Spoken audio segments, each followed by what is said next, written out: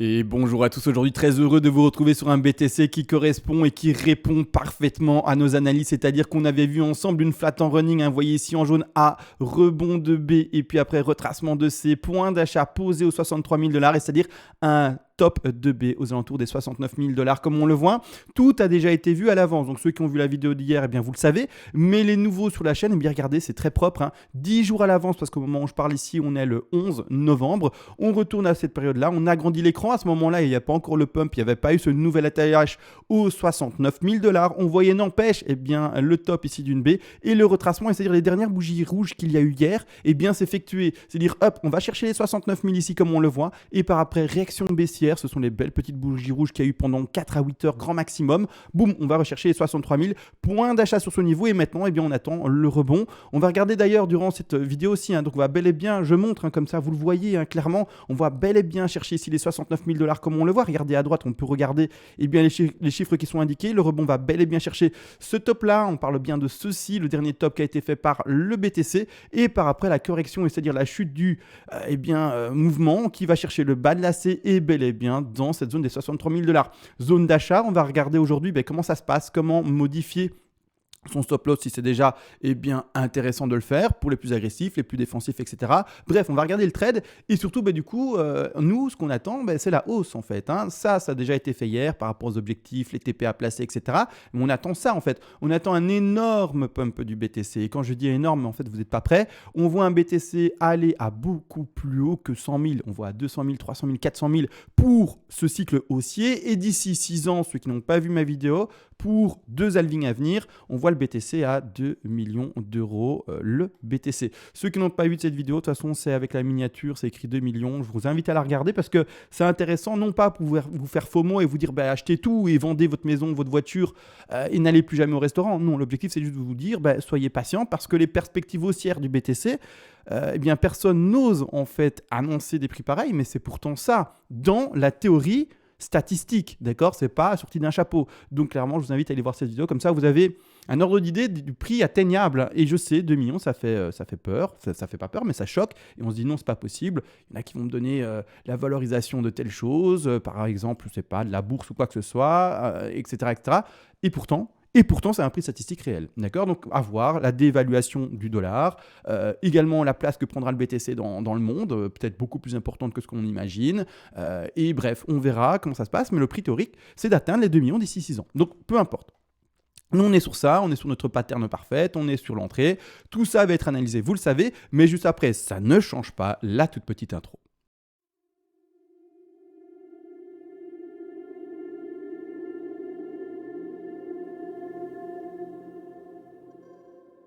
Avant de commencer, tu peux soutenir la chaîne, ça fonctionne par palier de donation. Tu auras accès au PDF expliquant les vagues et les fibos. Ce PDF a été écrit de manière concise pour ne pas te prendre pour un idiot, c'est-à-dire qu'on va à l'essentiel pour que tu puisses tout lire et tout apprendre et par après être autonome par toi-même et non pas te vendre des pages du kilo, que sais-je, pour après faire de la musculation ou bloquer l'eau qui passe sous les portes quand il y a des inondations. L'objectif n'est absolument pas là. Et également, si tu es un énorme donateur, tu pourras me demander une analyse en particulier sur l'actif spéculatif de ton choix et je le ferai en privé pour toi, bien entendu, en vidéo le plus rapidement possible. Maintenant que les donations sont expliquées, let's go directement pour l'analyse du BTC. Et ça y est, la petite intro, elle est finie. On se retrouve enfin sur le BTC. Je vais juste revoir la grande pattern avec vous. Enfin, grande, la petite ici en jaune, A, B et C. D'ailleurs, il y a trop de jaune à l'écran, donc on ne voit plus rien. D'accord, je vais retirer d'ailleurs cette terne par terne pour ne pas être gêné. Mais juste comme ça, les nouveaux sur la chaîne voient comment ça se construit. D'accord, ça a déjà été fait hier. Je le refais juste pour les nouveaux, bien entendu. Et après, on continue à avancer ensemble dans du plus détaillé parce que du coup, en fait, on va analyser cette espèce de plat qui s'est fait pendant, je ne sais pas moi, depuis hier à aujourd'hui, pendant quasi 20 heures. C'est tout plat. On va regarder ce que ça veut exprimer, quel piège il y a là-dedans et comment se positionner par rapport à son stop loss pour les plus agressifs. Les plus défensifs, vous aurez compris, votre stop, il doit être encore placé en dessous, c'est-à-dire soit ici au 57 ou voire même plus bas pour les plus défensifs encore. On va regarder de façon ça par rapport au ratio, si c'est intéressant ou pas de déplacer. Bref, tout un travail très complet. Malgré tout ici, pour les nouveaux, je vais passer en 4 heures. Je préviens, mon internet est HS en ce moment. J'espère que ça va aller vite pour tout simplement afficher la time frame 4 heures.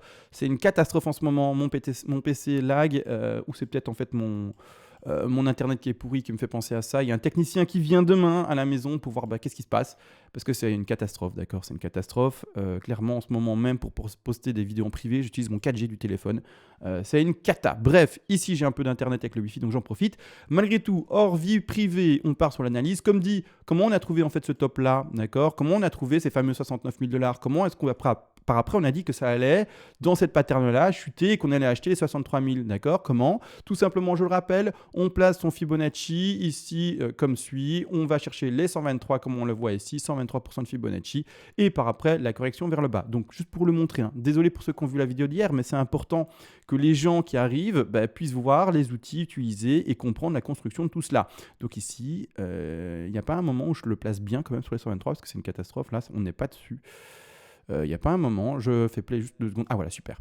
Donc ici, en fait, A, B, rebond 123, qui sont les 69 000 $ et après la correction de C. Donc ici, c'est comme ça qu'on trouve ça en fait. Donc ici, A, B, 123 et puis après la correction tout simplement, comme on le voit, et bien là C. Donc ça, c'est pas compliqué. C'est même extrêmement simple en fait dans l'élaboration. Une fois qu'on lit le plan, qu'on voit qu'en fait la ABC c'est faite, bouf, on achète et puis c'est fini. L'ordre est placé, on est dans le trade. Donc ça, voilà, il n'y a rien à ajouter. Alors premièrement, tout de même, qu'est-ce que je peux ajouter sur ce plan-là? C'est que, bon, on se rappelle, on doit privilégier pour un marché haussier extrêmement en boule, parce qu'on est extrêmement en boule. On voit un BTC à 200, 300, 400 000, les amis, d'ici peu de temps. Alors, peu de temps, ça veut dire combien de mois? Je ne peux jamais vous répondre. Le temps, c'est pas le travailler. Mais pas d'ici 6 ans. Je parle vraiment d'ici peu de temps. Alors, voyez un 6 mois, voyez une année, mais on ne parle pas de 10-15 ans. On parle vraiment de 200, 300, 400 000 d'ici assez rapidement, quoi, vraiment, hein, d'accord, dans le laps de temps que vous pouvez imaginer, c'est-à-dire, je sais pas, 6 mois, 8 mois, 1 an peut-être, mais bref, on ne parle pas de 5 ans, 10 ans, 15 ans, on parle vraiment d'assez rapidement, ces fameux 200, 400 000 sans le moindre souci. De toute manière, on rappelle également, comme on est dans un mouvement très haussier, tout ce dialogue-là pour dire ça, on est dans un mouvement extrêmement boule, on va favoriser tout ce qui est flat en running. Flat en running, c'est soit avoir l'objectif de C qui va chercher c'est 61,8% de Fibonacci d'extension. Donc ici, c'est-à-dire qu'on place son Fibonacci d'extension. Hein, très simple, hein, ça également, les plus avancés, vous le savez comment ça se construit. On passe à l'achat là-dessus et on doit favoriser en fait déjà normalement la fin de la C. C'est-à-dire que les plus agressifs montrons leur stop en dessous, là clairement, et let's go, paris sur une hausse. Malgré tout, on n'oublie pas que bon, le BTC peut être piégeur, et à ce moment-là, aller chercher dans une flat en running également, c'est pas ce qu'on privilégie, hein. Je préfère le dire, hein. Privilégie pas ça, hein. Mais je le montre quand même pour avoir des précautions dans son plan de trading et ne pas déplacer trop rapidement forcément son stop loss.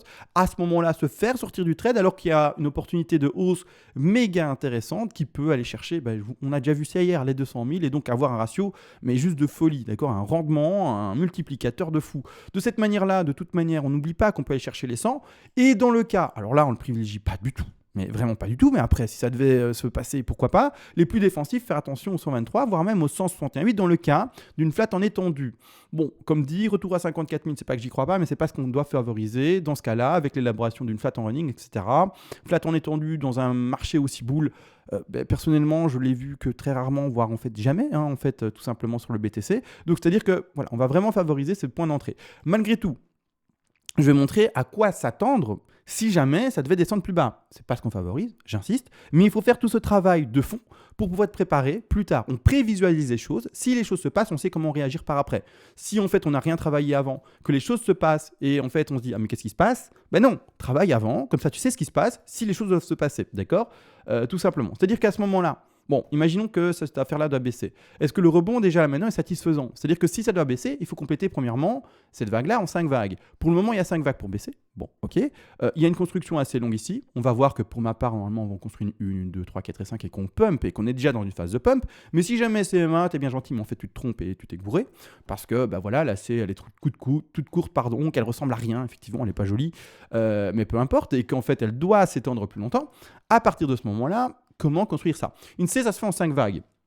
C'est-à-dire que je ne l'invente pas, d'accord? Ending ou impulsif classique. Donc une première 1, 2, 3, 4 et 5, on va le regarder, on va le construire ensemble. Je vais mettre en une autre couleur, en blanc, un 1 degré un peu plus petit, parce que ça me gêne, c'est trop grand ici. Voilà, de cette manière-là, pour compléter après la 2, la C potentielle. Donc là, c'est le le marché est un peu pessimiste dans le fait qu'on ait ouvert du coup de manière un peu trop précoce son trade. On n'oublie pas, on peut l'ouvrir à 63 000, en tout cas une partie de sa position, mais on peut également ouvrir une position de long en plusieurs paliers. Donc ceux qui veulent le faire, vous pouvez également le faire. Hein. Ce n'est pas dit d'ouvrir d'office un trade en un seul palier. Donc à vous de voir si vous voulez lisser votre point d'achat, etc. De toute manière, pour compléter ça, soit ending diagonale, soit également, on l'aura compris, en impulsive. Là, ce que je viens de dessiner à l'écran, c'est typique d'une ending diagonale. C'est-à-dire que la 4 transperce le top de 1, etc. Le sous-décompte doit se faire en 3 vagues. Pour ma part, l'impulsion baissière là se fait en 5 vagues. Donc, pour moi, je ne vois pas de zigzag. Mais peu importe. Ça, c'est l'expression d'une ending. De toute manière, j'ai envie de montrer surtout l'expression d'une impulsive classique. Actuellement, on a fait un rebond, il est vrai. On voit, on a fait le plus bas ici aux alentours des 62 788 $, un petit rebond. La statistique veut que pour aller chercher un top de 2 ici, c'est-à-dire finalement un bottom dans cette affaire-là, donc le sommet de cette 2-là, il faut aller chercher normalement les 50 à 61,8% de Fibonacci. On va regarder. Est-ce que ça peut déjà correspondre à une 2 ? D'accord ? Dans ce contexte bear, pour le moment, on est en dessous. On voit ici le top qui a été dessiné pour le moment, c'est-à-dire que là, dans ce rebond depuis ce bas de 1, si on devait être dans cette baisse-là, donc pessimiste, même si on veut pumper, etc., on est seulement à 38,2, un peu plus. C'est extrêmement faible pour une 2. Donc, même dans ce cadre, de ce cas de figure baissier hypothétique, il faudrait que ça continue à pumper maintenant et que ça aille dans la statistique des 73% de cas de figure où on aille chercher cette zone des 50 à 61,8. Pour le moment, c'est trop faible. Donc pour le moment, même avec cette pattern-là, j'ai pas envie de dire que ça va baisser. Même dans une pattern baissière, j'ai envie de dire que ça doit continuer à pumper pour ensuite baisser. Ça, c'est les stats, d'accord ? Pour que ça puisse continuer à baisser, même quelqu'un qui dirait le BTC pour moi doit compléter sa pattern et continuer à baisser, il va tout de même devoir privilégier un retour des prix ici aux alentours des 66 000 pour retrouver la résistance et baisser, d'accord ? Là, les statistiques sont faibles pour que ça baisse d'office maintenant. Malgré tout, ça, c'est le plan, comme dit, entre guillemets pessimiste, je l'ai montré, c'est pas ce qu'on va maintenant travailler ensemble. Je vais surtout travailler le plan que je défends le plus, c'est-à-dire un plan qui est déjà haussier. C'est-à-dire que oui, je sais, je l'ai lu et moi-même, je le vois. La C serait toute petite rikiki, toute pas jolie et toute moche. On le sait. Malgré tout, elle a été trouvée ce Fibonacci stat le plus représentatif dans un marché bull. Donc, j'ai envie de le prendre en compte. Et de toute manière, l'ordre dans ce cas de figure-là, pour la plupart, a été posé à l'avance. Il a été touché et puis c'est tout. D'accord ? On ne sait pas si la chute va se faire d'office en à peine quelques minutes, en quelques heures ou en quelques jours. Et quand l'ordre est placé, c'est comme ça, on se le fait prendre et on est dedans. D'accord ? Donc, de toute manière, ici, actuellement, moi, je vais zoomer. Alors, désolé, ça va reprendre encore quelques secondes. J'espère pas trop. Mon Internet... Oh, super. Alors, quelle surprise. Mon Internet, c'est une catastrophe et mon PC, c'est une catastrophe en ce moment aussi. Quoique, j'ai l'impression que ça va encore, mais voilà. Ce qu'on a beaucoup connu également dans ces phases de bull run, c'est-à-dire qu'on a souvent eu, alors j'espère que ça va charger assez rapidement, des phases de crash, d'accord ? C'est-à-dire des phases où il y a des bougies rouges très impressionnantes, puis après des phases de conso très longues. C'est-à-dire que voilà, regardez, on voit des phases très impressionnantes et puis des consos très longues. Phase ici de crash de nouveau impressionnante, conso très longue, d'accord ? Pour ma part, dans la configuration où on est ici, où on a trouvé bel et bien le bas de la C, etc., on va se retrouver, et ça ne m'étonnerait vraiment pas, et d'ailleurs c'est un peu ce qu'on commence dans les petites time frames ici en horaire, on va se retrouver dans, par exemple, cette première une, et je vais vous la montrer, je vais vous la dessiner, d'accord ? Dans cette première une, d'accord ? Et puis après, une conso d'une 2 longue, comme on le voit ici, et qui va chercher très bas pour aller rechercher les stop-loss des personnes qui ont été finalement trop agressives, etc. Donc, on fait attention à quoi maintenant ? Et pourquoi je montre un peu le passé ? Parce que bon, on n'est pas il y a longtemps, on est en septembre ici, fin septembre d'année 2021, mais pourquoi est-ce que je montre ça ? Forte chute, forte consolidation, d'accord ? Ici, c'est un peu ce que j'ai envie de montrer. Forte chute, d'accord ? C'est vraiment ça. Forte chute, forte consolidation, et on fait attention à quoi ? Au fait qu'on dessine, une 2, d'accord ? Parce que, oui, je vais zoomer en quart d'heure même. Quart d'heure, c'est parti. Oh, ça a été vite, tant mieux. Et voire même le quart d'heure, c'est trop petit. Non, ça va aller. Allez, 5 minutes, comme ça on est sûr de bien voir les choses. Je suis désolé, mais en fait, la chute a été si impressionnante précédemment qu'il faut que je passe en 5 minutes. En fait, où est ma première une ? Donc ça, conso de 2, c'est plein. Hein. Plus de plat que ça, il n'y a pas. Malgré tout, ici, je vais vous dessiner ma première une. Je vais, du coup, là en bas, le bas de C, vous voyez. Hop, première une. On va chercher une 2. D'accord ? chercher une 3, 4 et 5, d'accord. Là, moi, je me casse pas la tête, d'accord. Le bazar, il est trop plat. Celui qui veut essayer de s'amuser, début de WXY, puis après, on part dans ça, et puis on part dans un tri. Je te le laisse. Pour le moment, on se focalise, parce qu'on est en 5 minutes là en plus, on se focalise sur les grands degrés, et on fait attention à quoi? Premièrement, à cette consolidation, sans avoir eu la prétention de réussir à poser pour le moment une figure dessus, parce que si ça continue à consolider comme ça, tu vas voir ta WXY comment elle va continuer. En fait, tu ne seras pas du tout dans une WXY, c'est dans autre chose. Ou dans une WXY comme tu n'avais juste pas du tout imaginé. Donc, on laisse faire le BTC. Si vous êtes à plat tout ce jour férié, plus vendredi, plus samedi, dimanche, mais il sera à plat, les amis. D'accord? Et puis, tout le monde le sait, la plupart du temps, le samedi, dimanche, il ne se passe pas grand-chose. Donc, le week-end, et en plus, maintenant, voilà, bon, on verra. De toute manière, on fait attention à ça. Et ce que je veux du coup mettre en évidence ici, c'est le fait que la 2... premièrement, on n'est pas du tout affirmé, terminé, d'accord. Et du coup, les gens qui ont été très agressifs, parce qu'hier, on a vu les différents profils de traders, agressifs, un peu moins agressifs, c'est-à-dire offensifs, mais toujours sur la prudence, et les personnes qui sont au contraire très défensives. Les plus agressifs, vous avez mis votre stop loss ici aux alentours des 62 000. Point d'achat, est-ce que le rectangle est mis quelque part? Ici, aux 63 000, 63 460 $, et stop loss placé juste un peu en dessous au bas de lacet. Ça, c'est le plus agressif. C'est à vous que je parle. Faites attention de, pas maintenant parce que ça va pumper un peu et qu'on est au-dessus de votre point d'entrée qui est situé là, de du coup vous dire, je passe directement en termes de stop profit. On va en parler. Je vais en parler d'ailleurs de tout ça. Parce qu'il y a différentes stratégies possibles et c'est intéressant d'en parler en fait. La psychologie de la personne agressive n'est pas si finalement agressive. Vous allez voir pourquoi. Je vais en parler.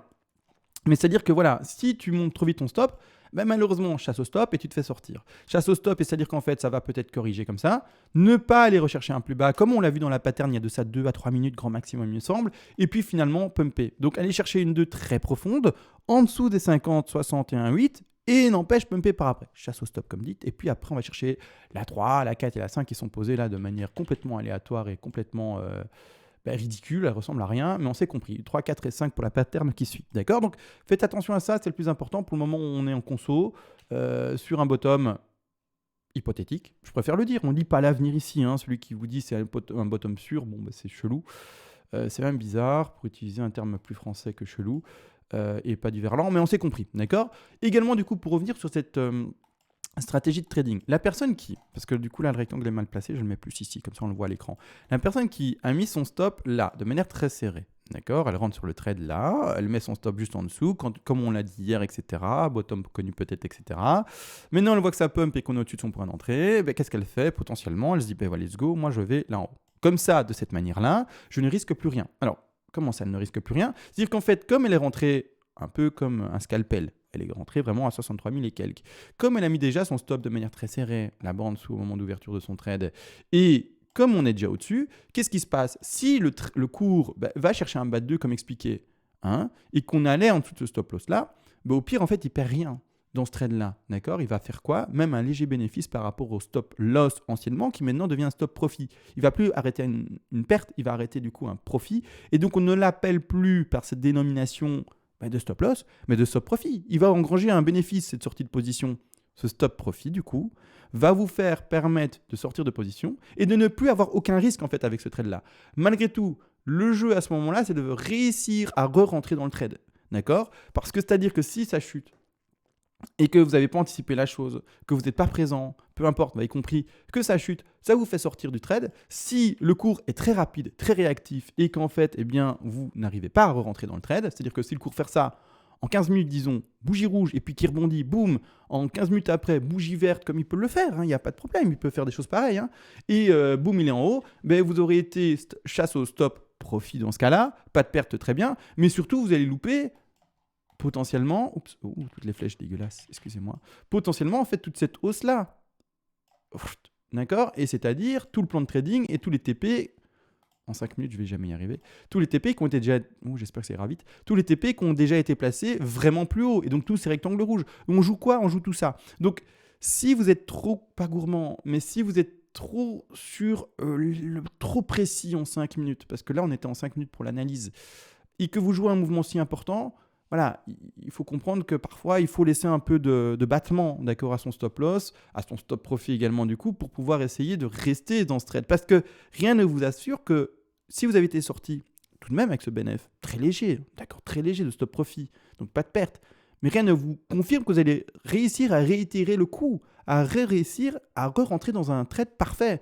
Pour le moment, le trade est parfait. Donc pourquoi en sortir? Laissez-vous un petit battement. En tout cas, c'est ce que je peux apporter de pédagogique. Maintenant, comme dit, si vous voulez vraiment n'avoir aucune perte, être très précis sur votre travail, etc., vous pouvez. Mais alors, il faudra réussir, s'il y a une chasse au stop profit, une chasse au stop, loss, pour ceux qui ne l'ont pas dépassé là-bas en haut, au-dessus de son point d'entrée, il faudra réussir à réitérer l'exploit de re-rentrer dans un trade parfait. Après, voilà, c'est parfait dans sa configuration. Je ne dis pas que c'est d'office le prix ultimum, et je ne dis pas que ça ira peut-être pas plus bas. On s'est compris. Mais voilà, en tout cas, j'ai essayé d'exprimer ça pour vous au mieux. Donc ici, pour moi, qu'est-ce qui se passe? Clairement, je vous l'ai montré. Pour moi, ce qui se passe, c'est une phase de conso. On fait attention à l'écrasement de la 2 potentielle pour le moment. Et puis après, le rebond. Pour le moment également, du coup, quel a été l'écrasement de ce mouvement-là? On va du coup repasser en 5 minutes et voir si la 2 peut déjà être, entre guillemets, validée. C'est-à-dire, est-ce qu'elle a été cherchée? Ces statistiques, 50 à 61,8% de Fibonacci. Désolé, c'est très serré. C'est quasi illisible. Moi, j'arrive à me débrouiller, à voir les choses, mais j'espère que vous, sur votre écran, ça ira aussi. D'accord? Donc ici, on voit la racine là-bas en bas, d'accord, bas de 2, etc., des plus grands degrés. Le top de 1 qui se retrouve bel et bien sur ce top-là ici de mèche. Et ensuite, on va regarder la correction. Et qu'est-ce qu'on va regarder? On va regarder pour le moment cette profondeur de figure qui se retrouve là. Même si je suppose que tout ça fait tout de même partie de la 2, on va tout de même regarder qu'est-ce que ça a corrigé. Visuellement, ça se voit, on a dépassé les 50-61,8, ça se voit, c'est pas très compliqué. On a ici, d'ailleurs, on a touché parfaitement les 61,8, donc on a dépassé les 50, boum, on touche, vous voyez ici, regardez, c'est bel et bien ça qu'on regarde. La zone stat pour une correction de 2, c'est de chercher ces 50-61,8. Donc ici, pour le moment, c'est le cas, on les a trouvés, d'accord? Rien n'empêche qu'on n'ira peut-être pas plus bas. Donc, c'est-à-dire, boum, on fait ça, une phase de conso, et puis après, boum. Donc, pour donner un exemple de pattern,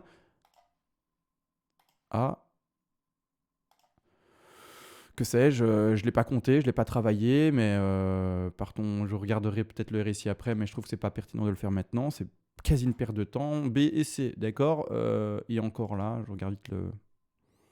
Oui, c'est compliqué là, surtout en 5 minutes, mais je vous le dis, là c'est casse-tête, ça sert à rien. En fait, c'est un travail qui est juste là pour faire de la masturbation intellectuelle, c'est pas intéressant. Mais c'est-à-dire que, voilà, on attend des degrés plus grands, des confirmations et des lectures plus simples, parce qu'en 5 minutes ça sert à rien, il y a trop de détails. Mais c'est-à-dire que là maintenant, voilà, on peut très bien faire ça, A, B et puis C, d'accord? A, B et puis C, de cette manière-là, A, B et puis C. Donc, on fait attention à ça, c'est important. Donc là, on attend. Et donc voilà. Donc là, pour le moment, je ne peux pas apporter plus par rapport aux 5 minutes. Je peux juste dire que oui, la 2 a déjà trouvé sa zone stat.